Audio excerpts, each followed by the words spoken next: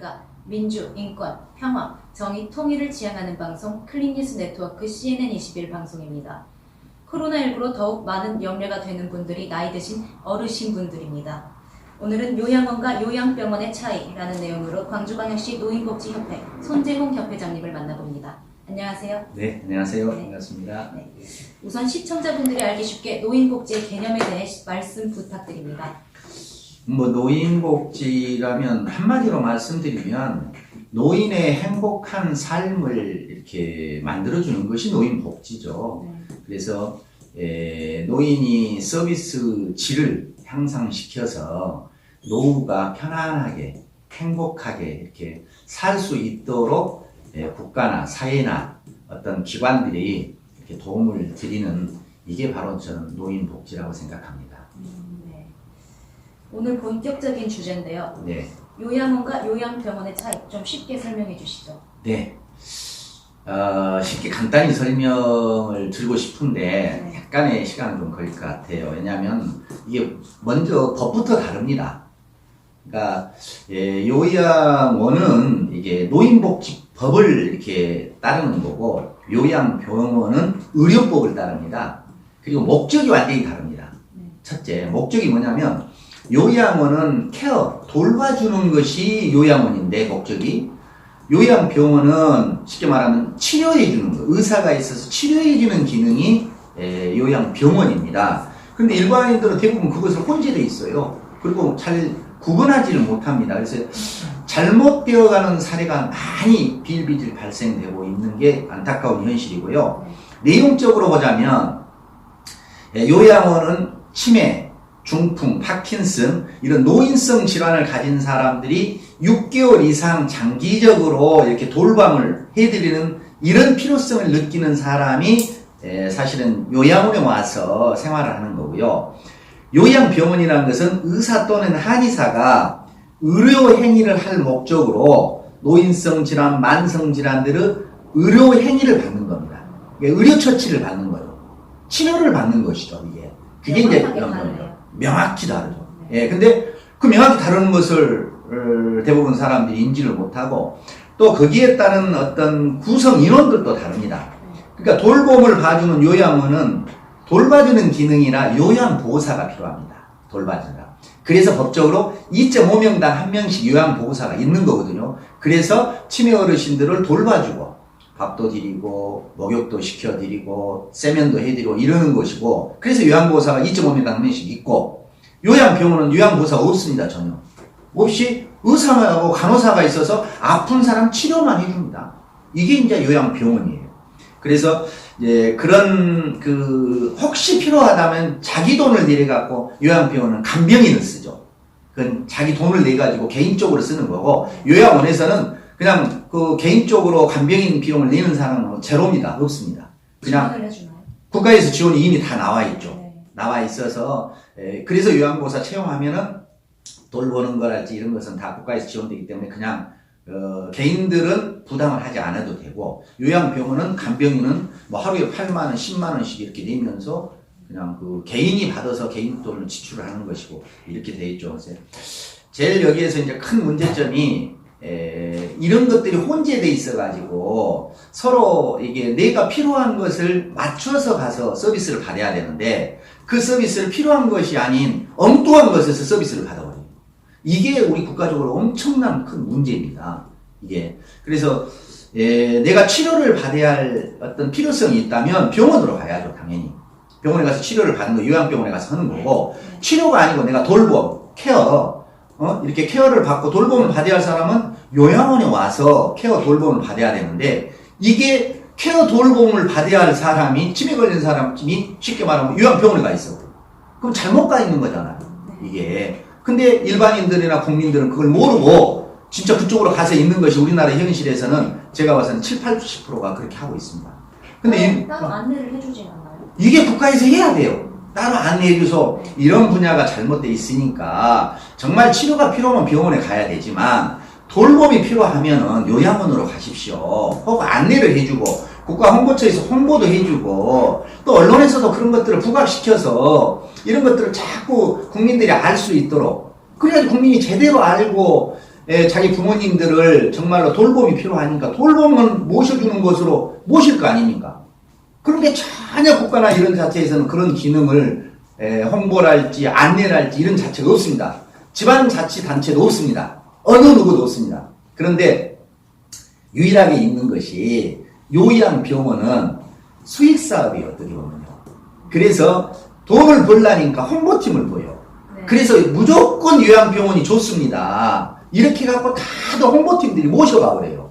그러니까 이 양반은 치료 기능이 아니고 돌봄 기능을 가진 사람도 요양병원에서 다 모시고 가버려요.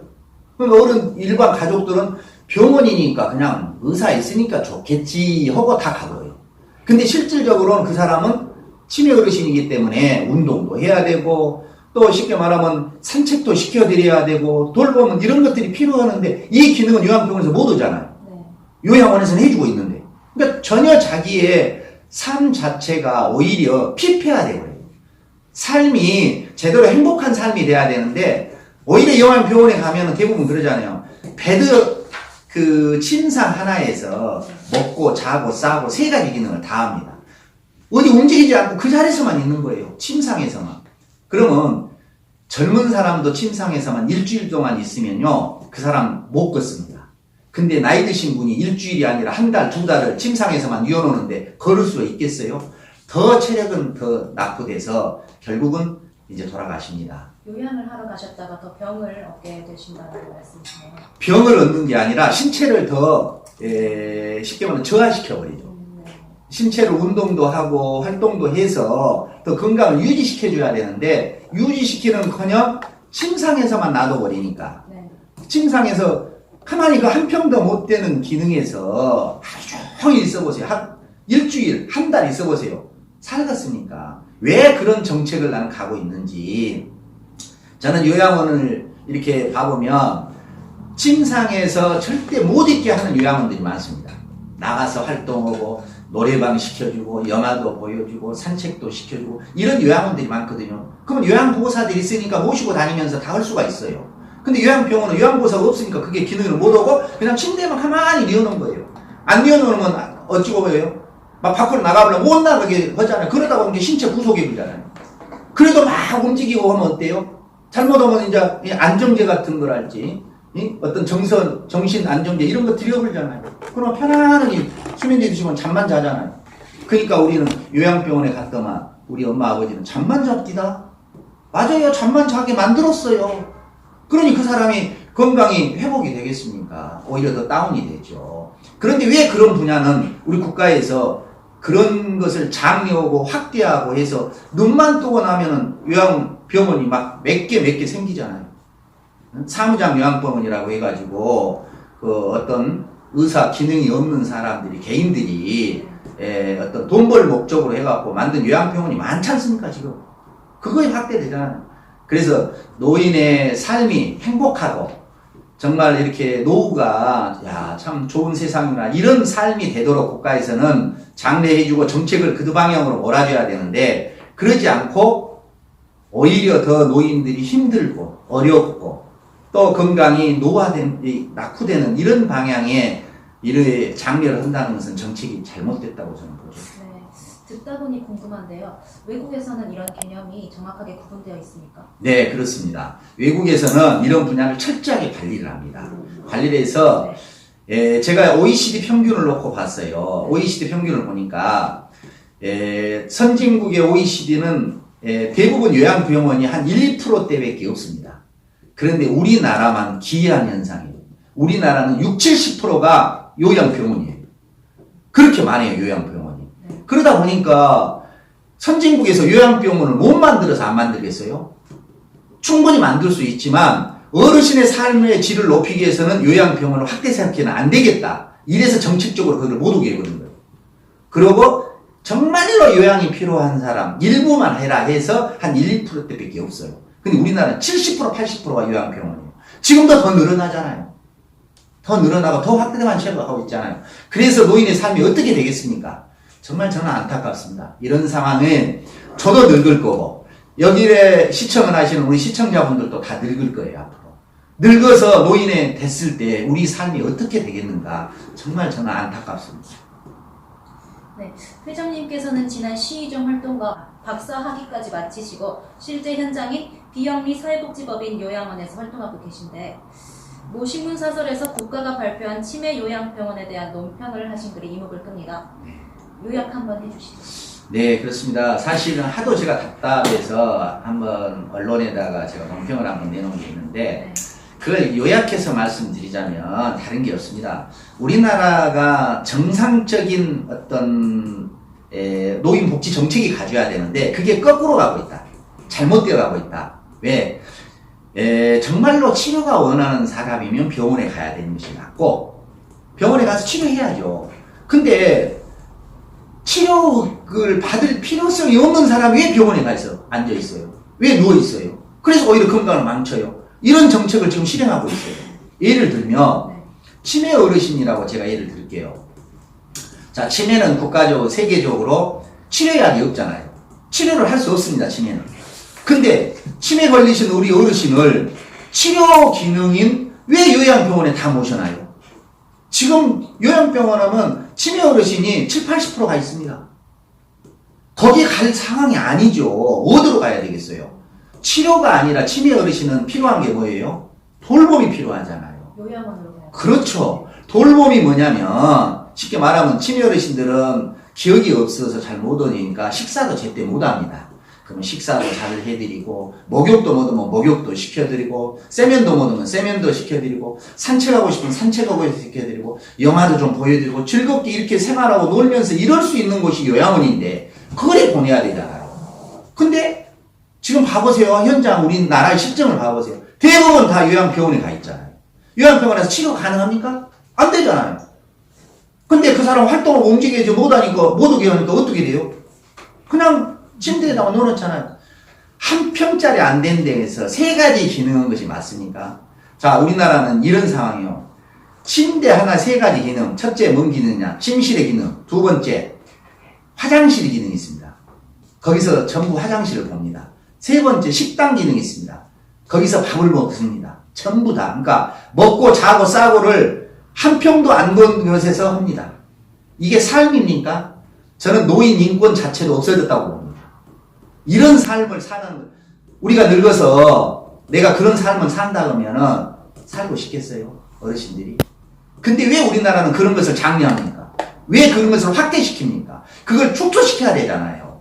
노인도 삶이 있고 인권이 있는 거예요. 근데 그 침대 한 평에다가 먹고 자고 싸고 다 일하고 부득불이 내가 병이 걸려서 어쩔 수 없을 때는 가능하죠. 병원에서는. 그러나 그런 상황이 아니라면 노인의 삶이 움직이고 하고 돌아도 다니고 산책도 하고 활동도 하고 이럴 수 있는 여건을 만들어주는 게 맞지 않아요? 이게 국가 정책이 그렇게 가는 게 맞는 건데 지금 우리 국가 정책은 요양병원에 그 대부분 시내 가면 빈 건물에다 만들잖아요. 긴 건물에다가 600명, 700명, 막 1000명도 넘잖아요. 그게 삶입니까? 나는 정말 너무 안타깝습니다. 어르신 혼자 옛날에는 다 내 방에서 생활하다가 한 방에서 10명, 20명, 30명이 막 생활하는 이런 어떻게 말하면 돼지 울 같은 생활을 한다는 자체 삶이 너무 안타까운 거예요. 이런 삶을 만들어가지는 않아야 된다고 저는 보는데 우리 국가의 지금의 어떤 정책의 큰 조는 요양병원이 많이 확대되면 될수록 정말 그런 현실이 바로 눈앞에서 막 나타나고 보이니까 이런 것은 아니다. 선진국은 지금 대부분 1인실 위주로 갑니다. 요양원을 보면 2인실도 없어요. 2인실도 없고 지금은 거의 다 1인실 만들어서 자기 사생활도 보호하고 또 자기 혼자 있고자 하는 그런 때도 많이 필요할 거 아닙니까? 그런 삶을 즐길 수 있는 공간을 만들어주는 게 맞지. 막 20명, 30명씩 한 방에 넣어갖고 케어, 이런 사생활이 보존이 안 되잖아요. 그 인권이 보존이 되겠습니까? 뭐가 됐습니까? 아무것도 안 되잖아요. 그러한 정책은 하루빨리 국가에서도 빨리 개선해서 정말로 선진국과 같은 노인의 삶의 질이 향상되는 정책 방향으로 갔으면 하는 마음은 간절합니다. 네, 감사합니다. 오늘 말씀 여기까지 듣겠습니다.